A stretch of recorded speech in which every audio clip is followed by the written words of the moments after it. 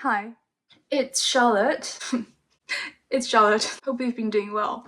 And it's been 3 months since I last posted something. And let me just say this, relapsing is costly. I was really depressed that I couldn't read anything. I'm way behind my Goodreads reading goal. Before the relapse, I read 2 books that are pure nightmares to me, that kind of dragged me into a reading slump. And they are The Unconsoled by Kazuo Ishiguro and The Karamazov Brothers by Dostoevsky. I don't know how to describe it, but it's like it became torturous for me to read them towards the ending. Not because they are bad books, but because they are so great that they haunted me. And I do have plans to talk about them in future videos, hopefully. But in this video, I'm gonna be doing the finally fall tag. I know, you and I live in Australia, so when the rest of the world is doing spring read recommendations, it's finally fall for me.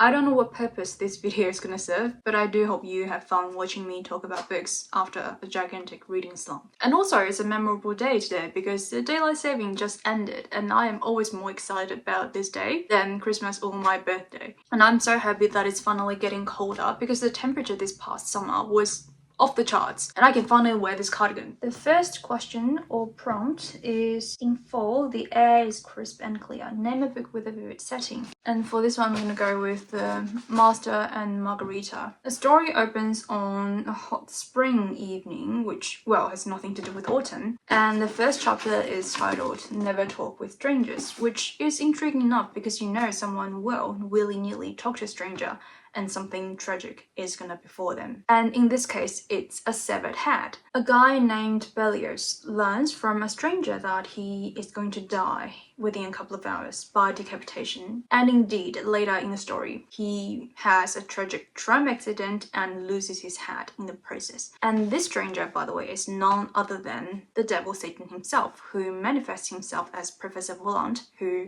claims to be a specialist in black magic. So Volant, or the devil, has brought with him his bizarre entourage to the Soviet Union, which is officially atheistic because of the national propaganda. And my theory member of his entourage is an enormous black cat named Behemoth, who has a particular taste for vodka, which is probably this cat here as well, and this is Margarita, by the way. And his famous line in the story is probably, "I protest, Dostoevsky is immortal." Anyways, Volant and his entourage are just wreaking havoc among Moscow's literary elite by causing a series of supernatural events to happen, which is amusing enough to read on its own. And the elite kind of represents one part of the corrupted system under Stalin's rule that stifles creativity in writing and art because of the censorship and all that. The author, Mikhail Bulgakov, is one of the system's victims, and he kind of uses the supernatural elements to, challenge the Soviet citizens' religious belief.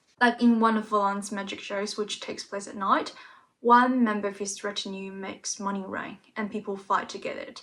And when they spend it, the money just disappears.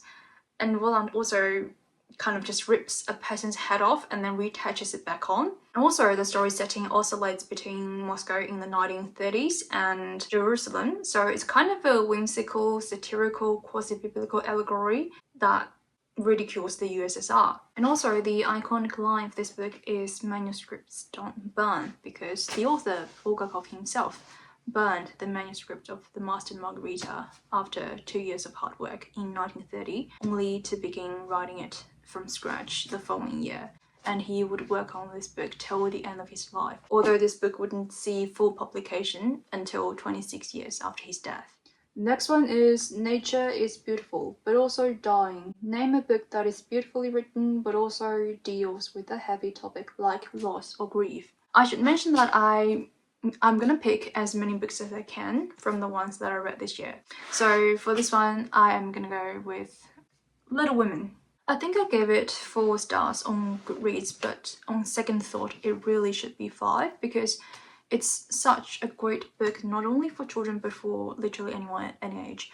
It's basically a coming-of-age story about the four March sisters, Meg, Jo, Beth and Amy, and reading about each sister can make you feel differently. At least that's the case for me. Like, I just felt so tender when I was reading about Beth, and I felt, you know, adventurous and felt like a boy when I was reading about Jo. And also this book, if you're in your 20s, 30s, if not 40s, provides a lot of useful lessons about parenting, marriage, and how to manage your relationship with your partner. Like, I was really impressed. It's so valuable, and I really think it's a book that you should read at different stages of your life because you're gonna feel differently about it and like it for different reasons. Spoiler warning: Beth dies. if you watched Friends or read The Seven Husbands of Evelyn Hugo, then you know Beth dies. I'm sorry if you don't. I knew Beth was going to die when I started reading it because I watched Friends so many times, but when I actually got to that part, I cried in a cafe and it was really embarrassing. So I'm gonna read to you what Beth says to Jo when Beth realizes that her days are numbered. I only mean to say that I have a feeling that it was never intended I should live long. I'm not like the rest of you. I never made any plans about what I'd do when I grew up.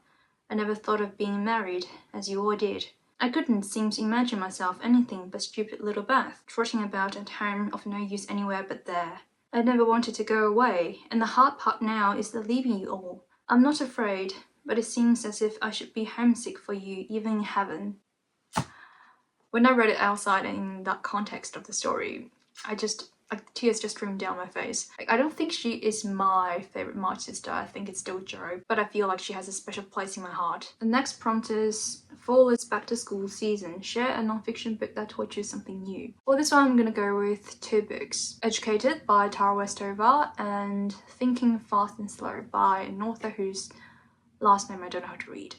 So, Educated is here. You've probably already heard of or read this book, and it's by Tara Westover, who was raised in a survivalist Mormon family. And her father doesn't believe in the government, public education, or doctors, so Tara was homeschooled by her mum. And her mum is kind of an unregistered midwife and a herbal specialist. So basically, if her children get sick, she treats them with herbs, chakra, energy, and all that hocus pocus. Tara is the youngest of the 7 children in the Westover family, and she has an older brother called Sean who abuses her mentally and physically. Like, he is that kind of guy you'd see in a documentary featuring a murderer who makes your skin crawl. It is within this family that Tara decides to pursue formal higher education, and she prepares for ACT with the help of her brother, and she gets into BYU and eventually secures herself a spot in a PhD program at Cambridge University.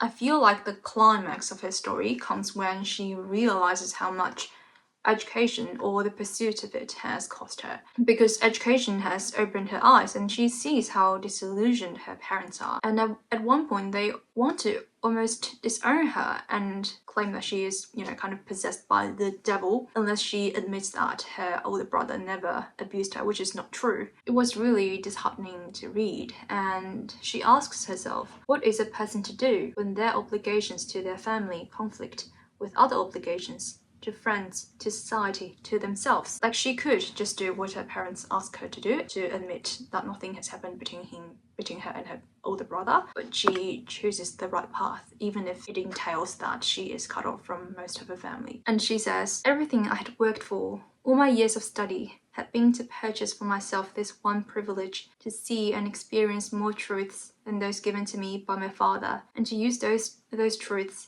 to construct my own mind. I'd come to believe that the ability to evaluate many ideas, many histories, many points of view was at the heart of what it means to self-create. If I yielded now, I would lose more than an argument. I would lose custody of my own mind. This was the price I was being asked to pay. I understood that now. What my father wanted to cast from me wasn't a demon, it was me. It's just such an eye-opening book, and if you haven't read it, I'd highly recommend that you do. Oh, and Thinking Fast and Slow. So I'm still reading it, and it's quite informative, which is a euphemism for it's a tad boring. I mean, it's quite useful to read about how, you know, the mind works, because understanding it can help us overcome the weaknesses and, you know, laziness of the mind. But I think I should take notes alongside reading it, so you know, the information doesn't go to waste. Next one. In order to keep warm, it's good to spend some time with the people we love. Name a fictional family, household, friend group that you'd like to be a part of. So, I like to be a part of the Karamazov family. I like to be Ivan Karamazov's therapist. In fact, I also want to be Prince Andrei's therapist and also Anna Karenina's therapist. For some reason, my favorite characters in Russian literature don't end up so well. In fact, they end up tragically, and I'm depressed about them. And in fact, I care about them much more than some people in real life. Ivan Karamazov from the Karamazov brothers, Prince Andrei from War and Peace, and Anna Karenina from Anna Karenina are compelling but somewhat despicable characters, and you know, their thoughts are at times dark and ugly, and you know, some people don't like them because of that. I understand it, but at the same time, I like these characters so much because of that. They are a mirror to my own mind, and you know, reading these books, I just tell myself, you know, no matter how dark my thoughts are, I'm not alone, because the Russians wrote about them over 2 centuries ago. Like, especially with Ivan Karamazov, like, I'm just so sorry for him. Without delving into any spoilers, there's a chapter towards the end where he experiences hallucinations. It seems that he is visited by the devil Satan himself, and his intellect begins to falter. And oh my god, it was such a difficult chapter for me to read, and it kind of just triggered me into a state of depression. You know, what have you done to me, Dostoevsky? Maybe I might have been too heartbroken for him. So for that reason, I like to be, you know, Ivan Karamazov's therapist. In fact, I like to be the therapist to the entire Karamazov family, because all of them, including the father, are just fascinating. By the way, I was actually making a reading vlog for the brothers Karamazov back in January, and after reading that chapter, I just stopped filming videos. But yeah, I still want to make that happen, so yeah, stay tuned. The colourful leaves are piling up on the ground. Show us a pile of 4 coloured spines.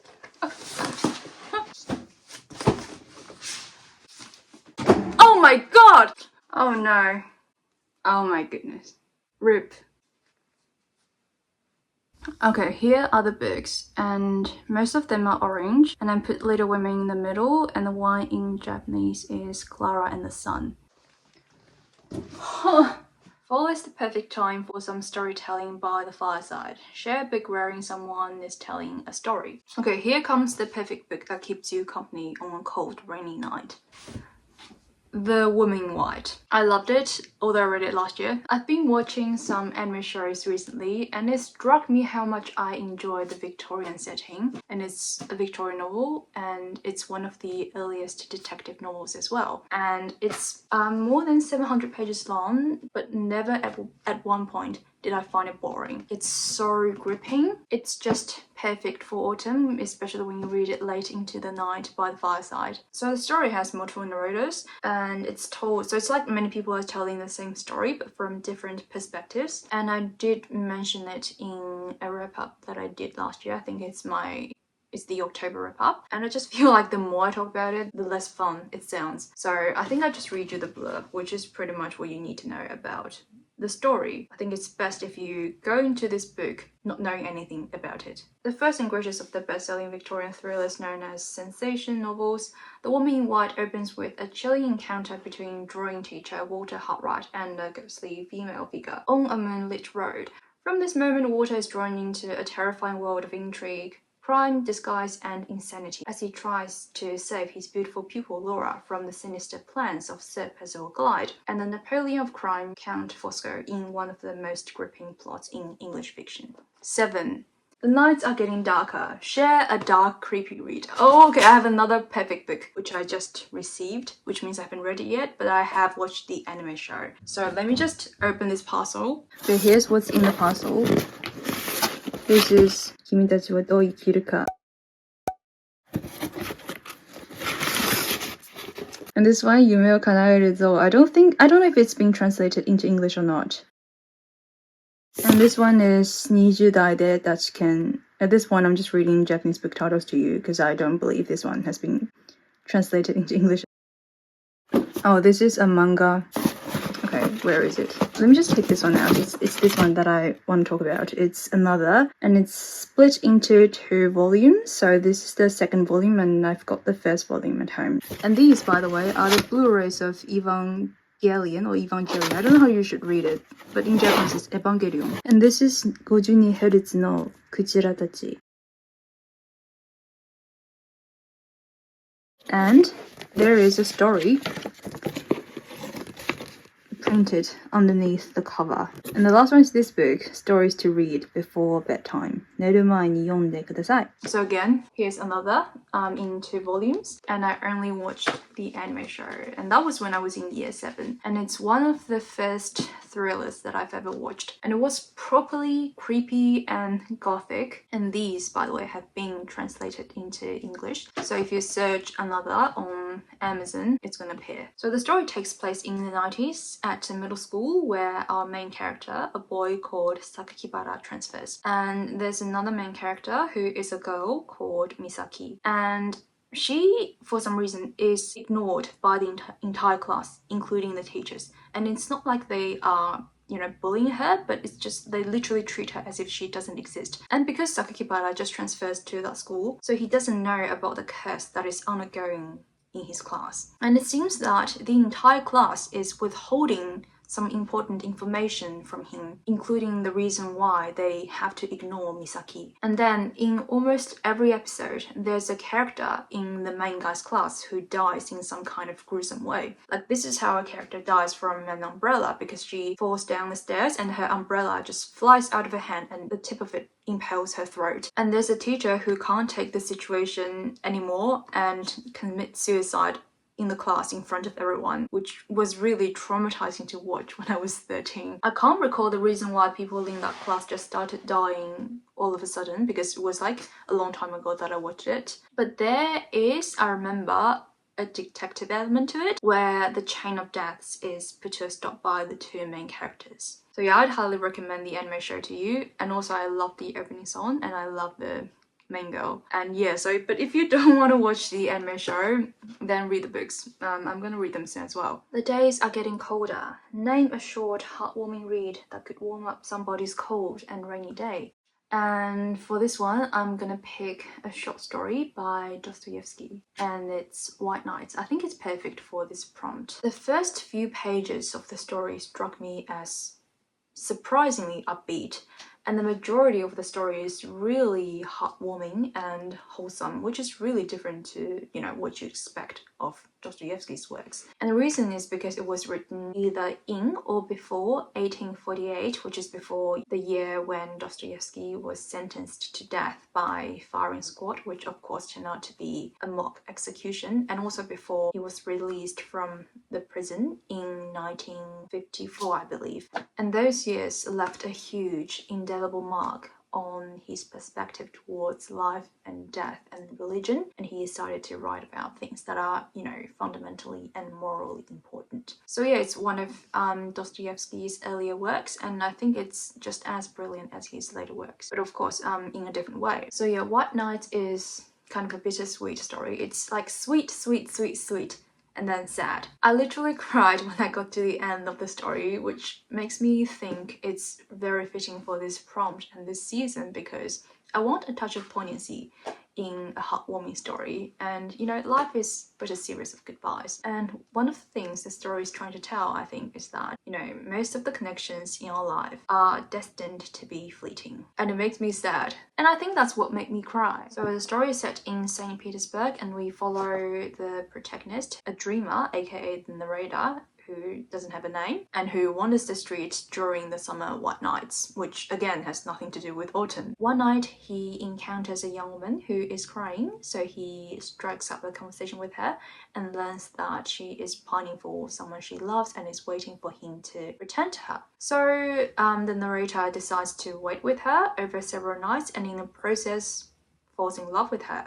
So, what's going to happen after the white nights come to an end? You can probably deduce from what I just said earlier that they are not going to end up together. So yeah, just read the story, and it's also available in Penguin's Little Black Classics. Okay, the ninth one is Fall returns every year. Name an old favorite that you'd like to return to soon. Okay, for this one, I'm gonna pick 2 books, and the first one is not necessarily a favorite. In fact, I forgot most of it, and it's Norwegian Wood by Murakami Haruki. In fact, it looks better this way. Red and Black, and again split into 2 volumes. This is the first one, and this is the second one. And I really want to make a reading vlog about this one. I don't know, whenever I say it becomes a flag, right? Just like the Brothers Karamazov. I hope this is not too depressing. Well, at least from what I can remember, there's nothing depressing about it. I think it's just very nostalgic, very sentimental. And the second one is indeed a favorite, and I'm going way back. Harry Potter and the Prisoner of Azkaban. By the way, who is your favorite character in Harry Potter?